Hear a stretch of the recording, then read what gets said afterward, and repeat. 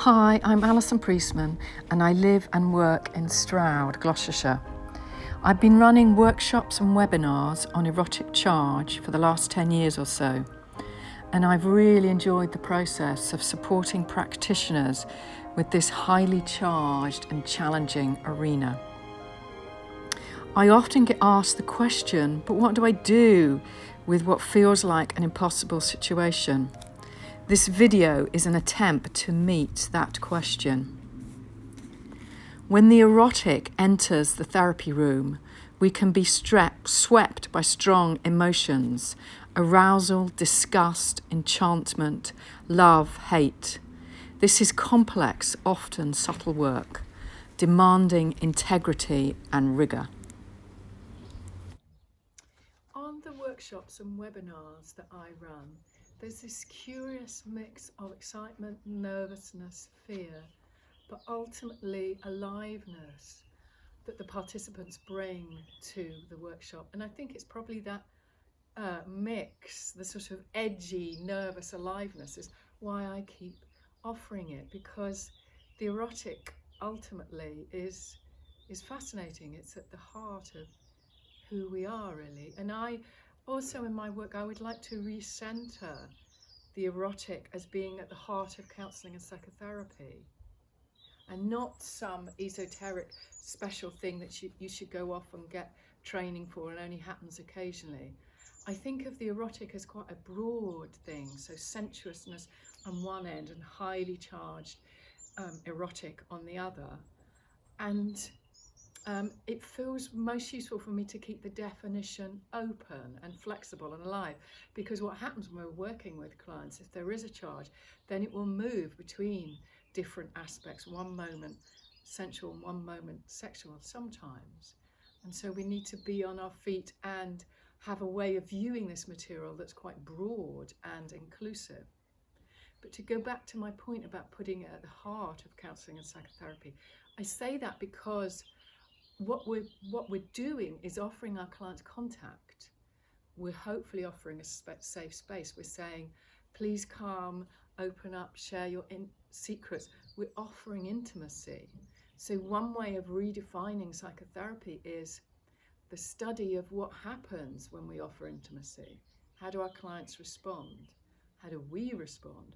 What are the openings and what are the closings? So for me, the erotic is central to what we're doing. I think one of the main reasons that participants on webinars come with the question, what do I do? Is that in the relational mix, working with erotic charge, it can get incredibly intense. And what happens is that we lose our awareness. We can lose our capacity to think clearly. We kind of lose our position as therapists, and that's incredibly unnerving. But I want to normalize it and say yes, and that's what we do all the time as therapists. And some ways we just study about how we lose our awareness. And one of the central skills of being a therapist is being able to find our way back.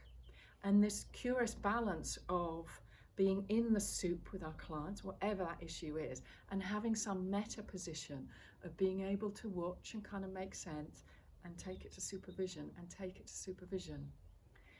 I also want to flag up that our best resource of working with erotic charge is our own embodiment.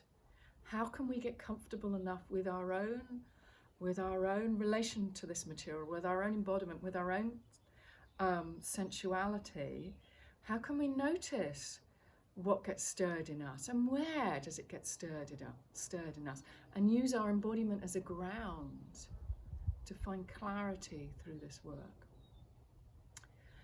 And we will also, working with erotic charge, have multiple experiences that can often be contradictory. Sometimes they can have a sensual element of a very young, perhaps Oedipal phase, and sometimes they can have a really highly charged, very adult sexuality, and sometimes they're together.